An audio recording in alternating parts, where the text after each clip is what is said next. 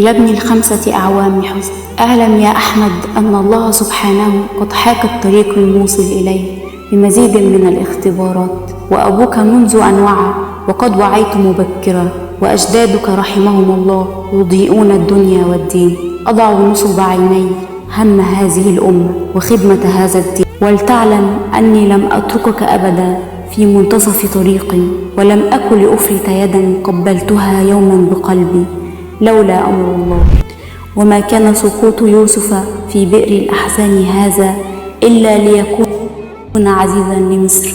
ولتعلم أيضا أن زراري الأنبياء على موعد دوما مع الفراق، فجدك إسماعيل النبي قد فارق أباه بأمر من الله، وحينما اجتمعا في موعد قدره الله كان بيت الله الحرام.